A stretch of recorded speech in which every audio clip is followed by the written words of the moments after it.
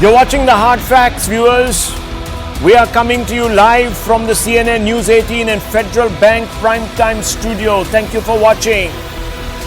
Barely had we recovered from being introduced to the alleged sexual deprivations of TMC leader Sheikh Shahjahan of Sandesh Khali fame or infamy in Bengal, that another alleged sexual predator has appeared on the national scene.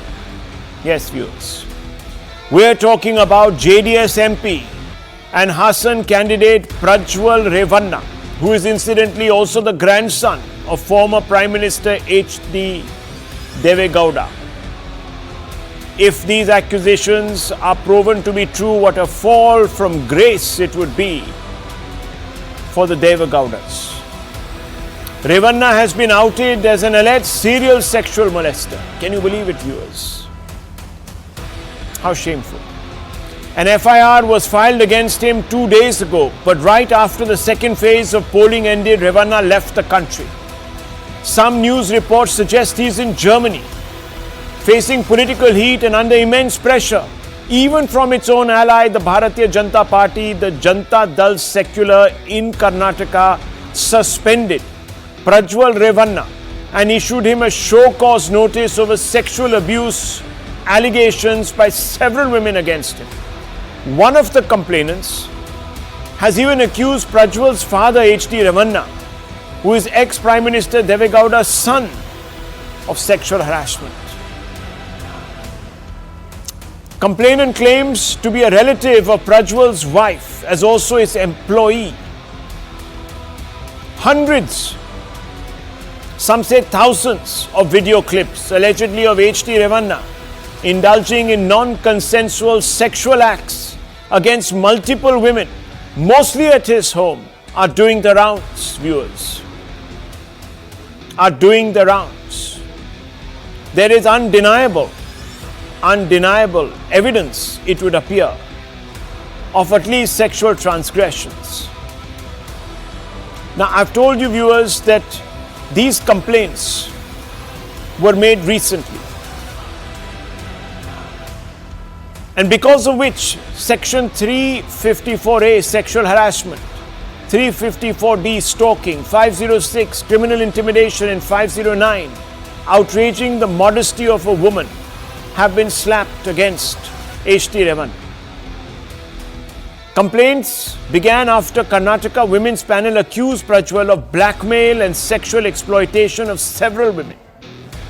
Now, viewers, while the cases are being filed under stringent sections of the penal code, now, over the last 2 days, the fact is that the accusations were first curiously aired last year in March, almost a year ago. Revanna's driver had quit after a dispute. At the time, the driver had threatened to circulate sex tapes featuring Revanna, and he said that he would put them out in public. Apparently, the dispute was over a plot of land. Revanna was able to scotch the attempt by getting the courts to pass an injunction in his favor, preventing the media from airing these tapes. In December last year, now this is where it gets really interesting, viewers. In December last year, a BJP leader, G.D. Gowda, who we will speak to in a few minutes, accused Revanna of sexually assaulting multiple women. This was in December, so about 5 months ago. But his disclosure evidently was not taken seriously. Now, who's in charge of law and order in that state, viewers? It's the Congress government. The state government is run by Mr. Siddaramaiah. His deputy is a very well-known Congress leader. He's a deputy chief minister. Both these individuals of the Congress state government seem to have turned a deaf ear. The government didn't even institute a probe into the serious allegations, and the BJP too, for its part, appears to have chosen to turn a blind eye, going ahead with an alliance with the Gowdas. Of course, by then the alliance had taken root to some extent, but they could have actually called upon the Deve Gowdas not to give Revanna a ticket, or even reported this matter suo moto, asked the NCW to proceed against this man. The charges, I told you viewers, are very, very, very serious, and they are being made by multiple women, hundreds, and there is of course videos floating around. Now I can't say if those videos, viewers, are of Prajwal Revanna indulging in consensual acts, but the charge is that those acts were non-consensual. And therefore, viewers, questions arise. The BJP and the Congress are now, of course, furiously trading barbs, trying to shun onus and pin the blame upon each other for inaction, for cover-ups, and the like. Listen in first. Shri Revanna का जो समाचार पत्रों में और चैनलों में चल रहा है वो बिल्कुल आघातजनक है। ऐसा सहन किया ही नहीं जा सकता और भारतीय जनता पार्टी का स्टैंड बहुत स्पष्ट है। हम देश की मातृशक्ति के साथ खड़े हैं, देश की नारी शक्ति के साथ खड़े हैं। कांग्रेस पार्टी जो हम पर आरोप लगाना चाहती है, मैं छोटी सी बात पूछना चाहता हूं, वहां सरकार किसकी है? सरकार कांग्रेस पार्टी की है। फेक वीडियो आपके ध्यान में ही होंगे क्योंकि टाइम पर रिलीज किए गए हैं, और अब तक कार्यवाही कांग्रेस पार्टी ने क्यों नहीं की? See the very fact that he has left the country clearly shows that. What is the presumption? What is the presumption? He has left the country. Immediately after it is known to him, he left the country. But while the politics threatens to cloud the story, let's not lose sight of the hard questions, viewers, on this show. They're always asked, and they're always asked with equanimity to all, without prejudice. Did the BJP top brass know about Revanna's sexual predatory behavior but kept silent because of coalition compulsions? Fundamental question. Did Congress state leadership time the revelations to coincide with elections, putting politics first? Seminal question. If Revanna's alleged excesses were already public knowledge last year, why didn't the Congress government form an SIT? A relevant question. Court might have passed an injunction against the media, but what stopped the state government from probing? Viewers, this is a very important legal question. Because if it didn't, think about the consequences. Did it become an accessory? Shah Jahan to Revanna, Shah Jahan of Bengal, and Revanna in Karnataka. Can any side claim the moral high ground on crimes against women, viewers? Let's open this up. Devraj Gowda, leader of the Karnataka BJP, the whistleblower, is here with us first. And thank you for joining us. We spoke a little while earlier. So I'm going to ask you, sir, you have said that you gave details of this individual's alleged sexual misdemeanors to the BJP High Command. Who did you give it to? When did you give it to? Tell us a little bit about that. मैं BJP नेता मोदी जी, अमित शाह जी, नड्डा जी और अरुण जी को मैं letter लिख के भेज दिया था थ्रू ईमेल में, मगर ईमेल में डिलीवर नहीं हुआ और रिटर्न हो गया। इसलिए मैं मेरा कागज हमारा पार्टी प्रेसिडेंट विजेंद्र को लिख के मैं व्हाट्सएप भेज दिया। इसमें गलत क्या हुआ, वो व्हाट्सएप नहीं देखा विजेंद्र, वो कम्युनिकेशन नहीं हुआ, इसलिए प्रॉब्लम हुआ। मैं क्या चिट्ठी लिख के आया वो हाईकमांड को नहीं पहुंचा वो। So this was a matter of applying but getting no reply, or applying and it all got lost in the ether. Mr. Gowda, let me ask you, if you knew all of this, why did you not go to the police? ठीक है, BJP ने आपका दरवाजा बंद कर दिया, आपका mail नहीं पहुंचा, कहीं ईथर में गायब हो गया, ओके, फेयर इनफ। आप पुलिस के पास क्यों नहीं गया? मैं क्यों जाना, वो पुलिस के सामने जाने का जरूरत क्या है? ये मैं तो पार्टी है क्या? मैं तो एडवोकेट है, मैं पुलिस के पास क्यों जाना हूँ? ये किसका मामला है? वो दूसरा स्कैंडल का, वो हम पुलिस के पास जाने की जरूरत नहीं है ना। नहीं, अभी तो सामने आ रहा है कि इसमें सिर्फ सेक्स स्कैंडल नहीं है, इसमें सेक्सुअल मिसडिमीनर्स हैं। ये इनका नॉन कंसेंसुअस चल रहा था रिलेशनशिप। तो मैं आपसे पूछना चाहता हूं, obviously why not have gone to the police? Did you not know about this?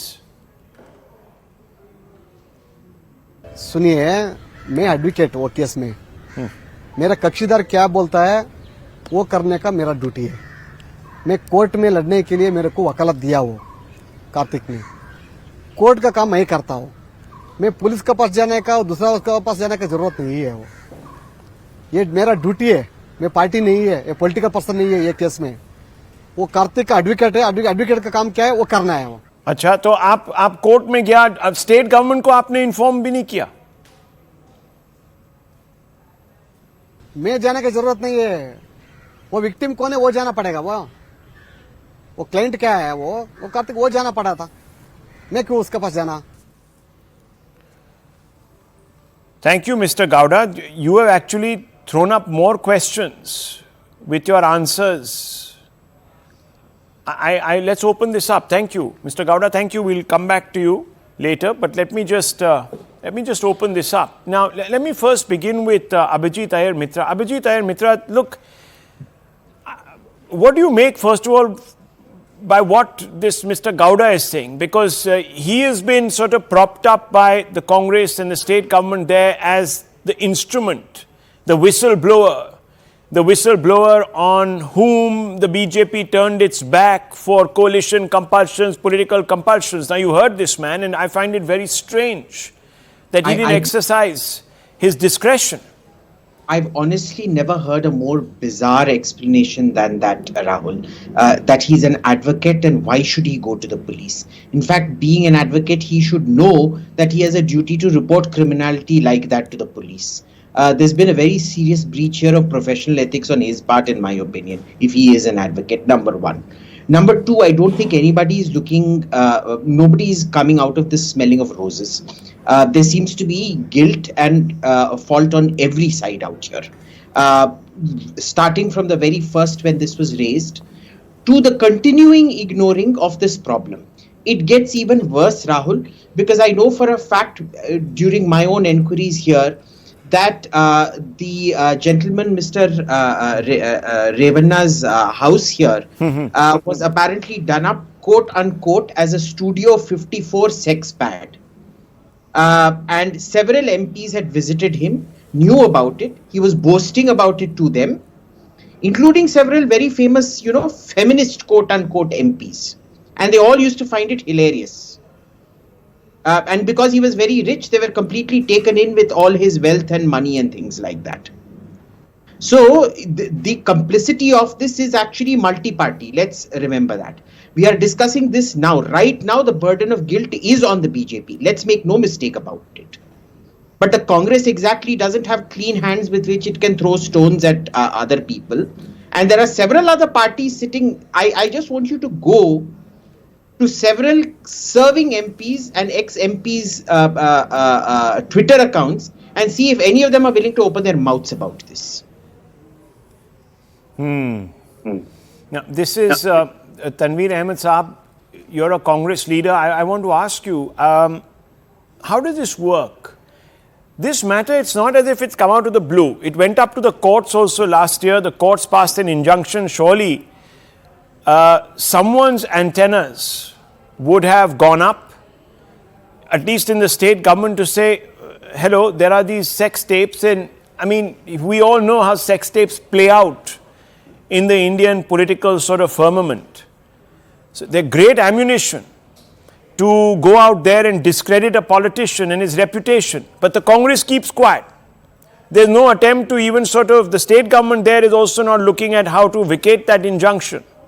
No women's group, no state women's commission gets into it. And now suddenly, during election time, peak of election time, I'm not saying this person is not guilty, viewers. I'm just questioning the timing.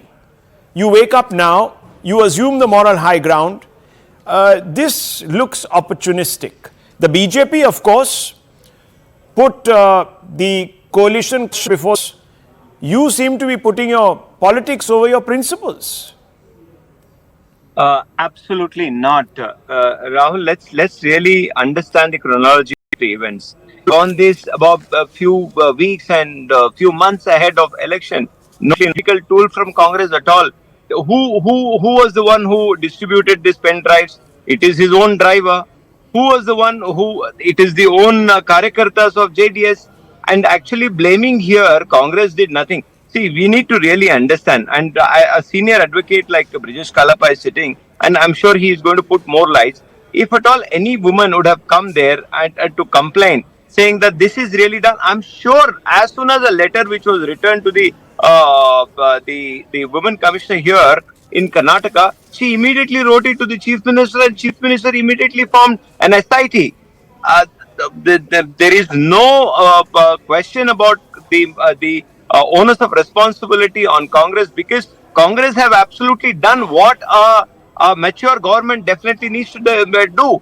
Today, the Deputy Chief Minister of Karnataka came in public and he said, the matter of Prajwal Revanna, we will discuss it later, but the protection of modesty of the women of Karnataka, of Hassan, is far more important. Okay. And that's exactly what Congress is worried about today. No, but let me ask you. You said let's look at the chronology, Mr. Ahmed. So I'll take you back. The driver came out in 2023, December. A few days later, the BJP leader J.D. Gowda raises the matter, accuses Prajwal of sexually exploiting women. Now, this is a BJP leader doing it. He claimed right now, and you heard him, that I wrote to everybody from the Prime Minister upwards, downwards, but somehow the emails didn't reach them. Now, I don't know how that happens in today's day and age, unless you deliberately write the wrong email address and it bounces back. But there is no concept of return to sender, let me tell you. And secondly, he says, I didn't need to go to any place. The matter then hits the courts. Injunctions are sought.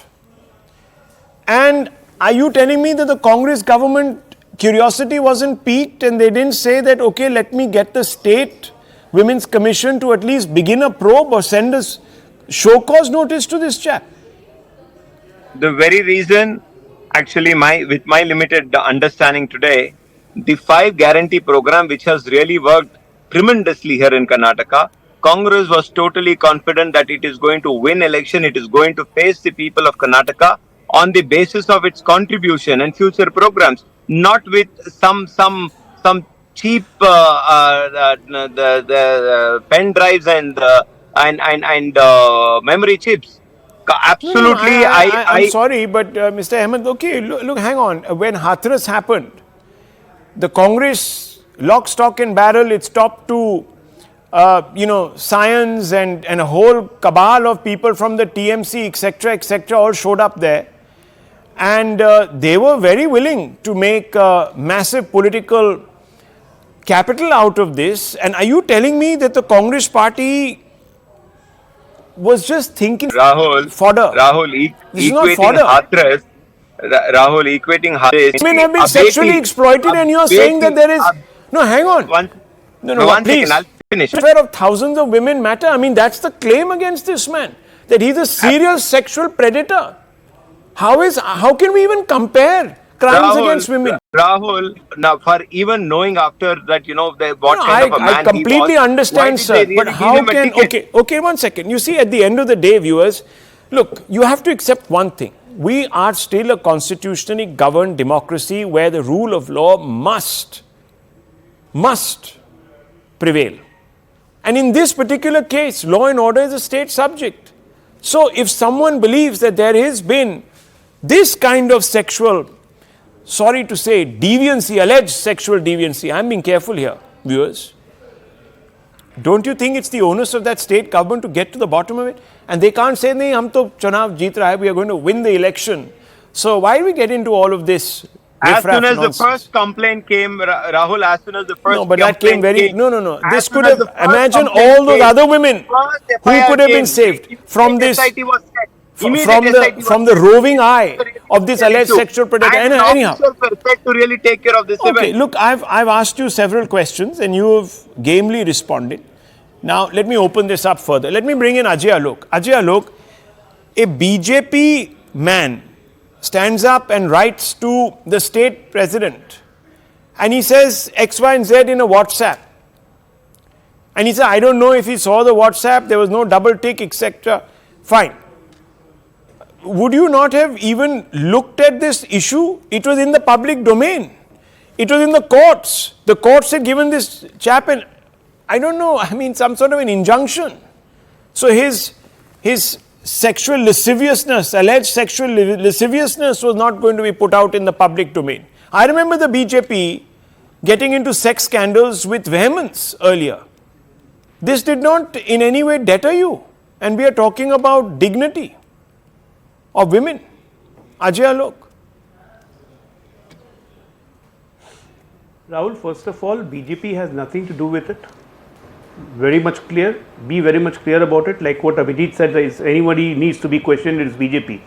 What for BJP needs to be questioned? Because we had alliance with the JDS and some member of the JDS is involved in the sex scandal. That means BJP is responsible for it.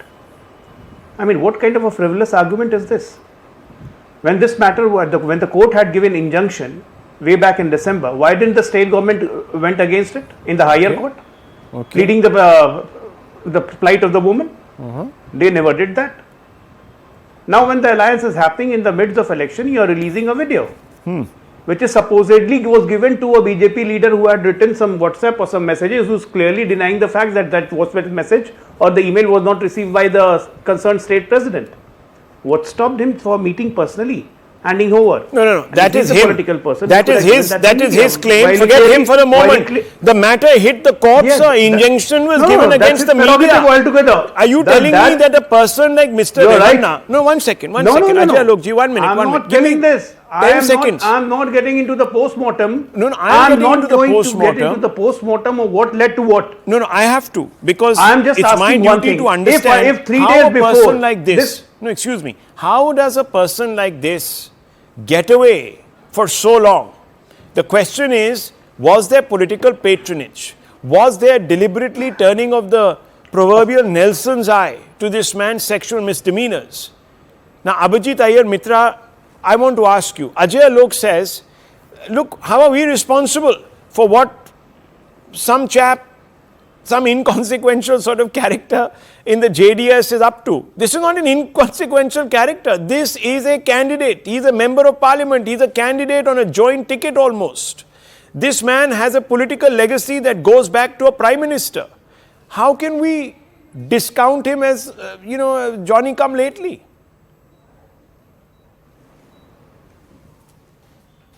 I'm not discounting, Rahul. Let me complete my argument, then you can go to someone else. Okay. Let me complete myself. Okay, fair enough. Make your point. Yeah, I have only 2 things to say. Even after the December 23 injunction, no action was followed. We went into alliance. Things were kept buried. Of course, we also didn't have that kind of a peculiar look about the issue. That I can agree. Now, if today, 72 hours ago, this video started circulating in the internet media, whose responsibility is this to check on the cyber world of the state? It is the state's responsibility. FIR was lodged. They say they have immediately formed an SIT, like what my friend just now said.